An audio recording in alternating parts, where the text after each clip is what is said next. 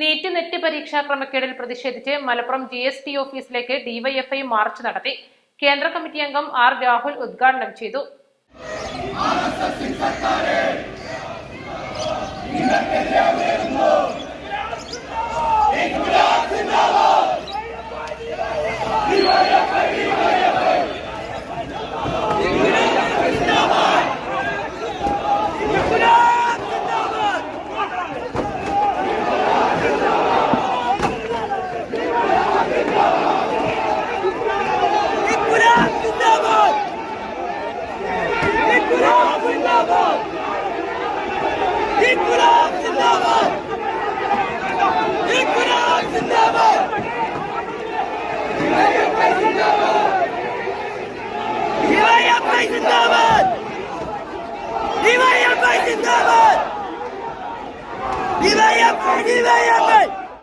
ഇവിടുത്തെ മാധ്യമങ്ങൾ മൗനം പാലിക്കുക.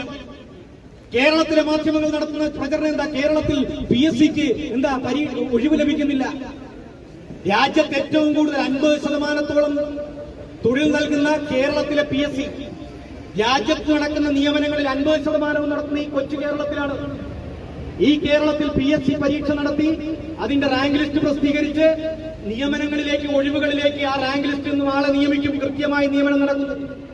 കാലയളവിൽ റാങ്ക് ലിസ്റ്റിന്റെ കാലാവധി കഴിയുമ്പോൾ അടുത്ത റാങ്ക് ലിസ്റ്റ് പ്രഖ്യാപിക്കുന്നു. അങ്ങനെ കുറ്റമറ്റ രീതിയിൽ നടക്കുന്ന PSCയെ പോലും ചോദ്യം ചെയ്യുന്ന, അല്ലെങ്കിൽ PSCയെ ജനങ്ങളുടെ മുന്നിൽ കരിവാരിത്തേക്കുന്ന ഇത്തരം മാധ്യമങ്ങൾ കേരളത്തിലെ ഈ വലതുപക്ഷ മാധ്യമങ്ങൾ ആരെങ്കിലും നീറ്റ് എക്സാമിന്റെയോ നെറ്റ് എക്സാമിന്റെയോ വാർത്ത കൊടുത്തിട്ടുണ്ടോ? ഇതുവരെ ആ വാർത്ത കൊടുക്കാൻ തയ്യാറാകുന്നില്ല. കാരണം എന്താ? മോദിയോടുള്ള പേടിയാണ്, കേന്ദ്ര സർക്കാരിനോടുള്ള വിധേയത്വമാണ്. ഇത് കേരളത്തിലെങ്ങാനും ആയിരുന്നെങ്കിൽ നിങ്ങളൊന്ന് ആലോചിച്ച് നോക്കിയേ.